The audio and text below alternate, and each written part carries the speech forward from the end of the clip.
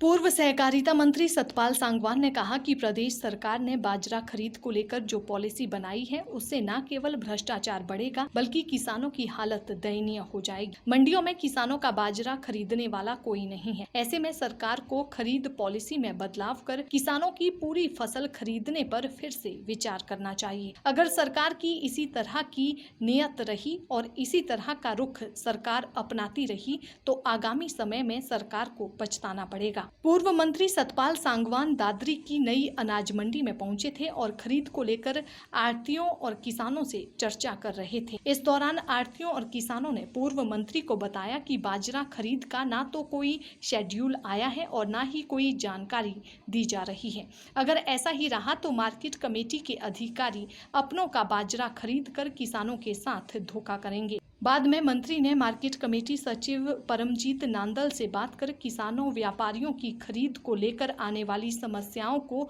निपटाने और खरीद शुरू करने के बारे में बातचीत की। तरफ से भड़क उठा है ये आंदोलन, ऐसा बात नहीं, ऐसा नहीं करना चाहिए। मुख्यमंत्री को शायद ये नहीं पता कि मुख्यमंत्री बनता है तो वो किसान और व्यापारियों की मेहरबानी से बनता है।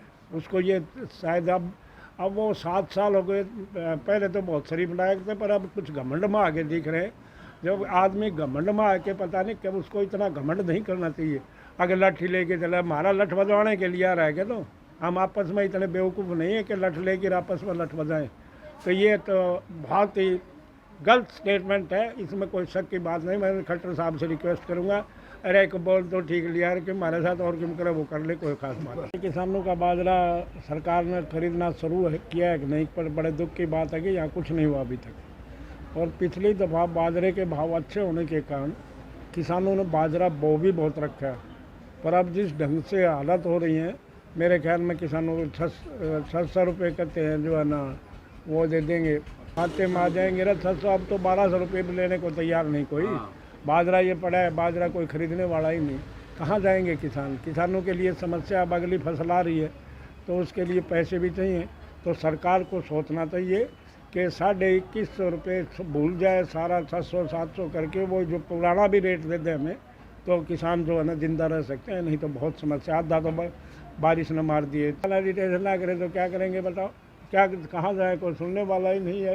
तो ये जो है ना सरकार को इस बारे में, एग्रीकल्चर मिनिस्टर से भी मैंने 2-3 बार बात की, मेरा अच्छा साथी हुआ करता, पर अब वो पक्का मंत्री बन गया। तो भाई मैंने बार बार कहा कि ये कम से कम किसान का बेटा है, तो वही किसानों के यहाँ पैदा हुआ है, किसानों की तो परवाह कर, मेरे आगे दाँव भरता है, पर बाद में कुछ नहीं होगा। सरकार की कुछ कमियां के कारण यहाँ इतना नुकसान हुआ है कि सरकार ने 20% बाजरा की खरीद सेक्रेटरी के ऊपर छोड़ दी।